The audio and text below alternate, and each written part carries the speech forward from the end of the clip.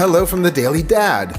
If you haven't yet, please do subscribe. On this channel, among other things, I bring to you honest reviews of Asian-leaning restaurant experiences here in the Rockville and surrounding areas, and I'd love for you to be part of this family. This is the new and improved Bob's Shanghai 66, a staple of the Rockville foodie landscape over the last decade. It went through a refresh 2 years ago as they renovated their space, updated their kitchen, and revamped their menu to a degree. How is it today? Well, that's why we're here. And that means that you get to come along for the ride too. I'm curious and you're curious. In this episode, we're going to check out the updated Bob's Shanghai 66 on the Daily Dad.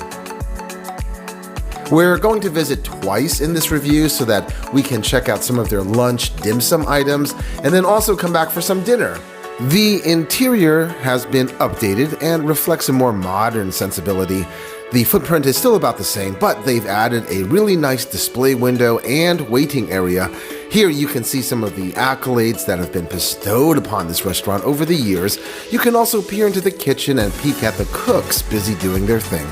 Another big change after the makeover, they no longer offer a lunch special menu. It has instead been replaced with this dim sum menu. The dinner menu is also a bit more comprehensive.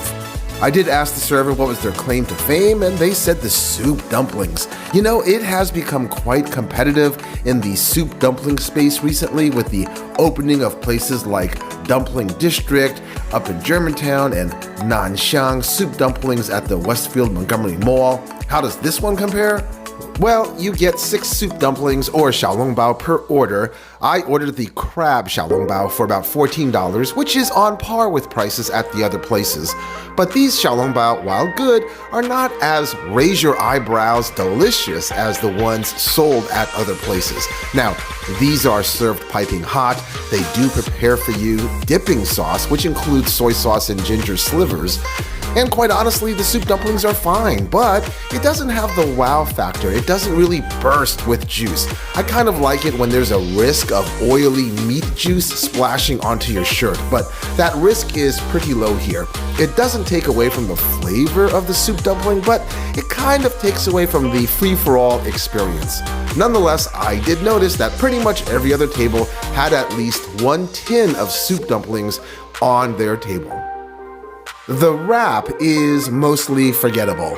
It's okay thanks to the inclusion of longhorn peppers that really gets the attention of your taste buds, as well as the slightly sweet sauce, which I think is hoisin sauce, which helps to temper the heat a little bit. I wasn't a big fan of the amount of lettuce they used. It does provide a cooling effect though, but I think I would have preferred scrambled eggs. And the outer layer is really paper thin, so while it looks like a burrito, do not, I repeat, do not attempt to pick it up like one. It easily falls apart, and this dish does carry a heavy risk of you spilling its contents onto your shirt. There really is no easy way to eat this without it suffering structural failure.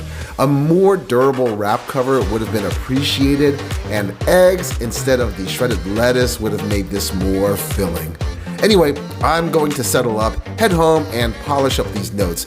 I did think that the lunch dim sum was a bit weak. Still, I'll be back in a few days.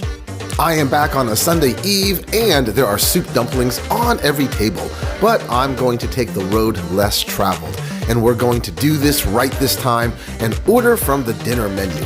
First up, it's the beef with longhorn peppers. Whoa, I am in love with how this looks. Oh man, it's got zing, it's got flavor, it's got the wow, the pop, and the yum. The beef is tender, and the pieces of beef are large enough so that you can taste the beef. Thank goodness. Generally, I'm not a fan of diced or slivered meats because it doesn't retain its natural flavors, but this is savory and flavorful, and it's kicked up a notch thanks to the longhorn peppers. Oh my goodness, I highly recommend this dish. I also see that they have one of my favorite dishes here, the basil chicken. Yes, please. Hey, it's totally okay to bring home leftovers. You know, as much as I like the beef with longhorn peppers, the basil chicken was even better, no lie. It's got a rich sauce, fresh herbs and garlic, chunks of chicken instead of tiny slivers. Most of the times at Chinese restaurants, you get rice to help fill you up, but these are truly solid standalone dishes that are hearty portions.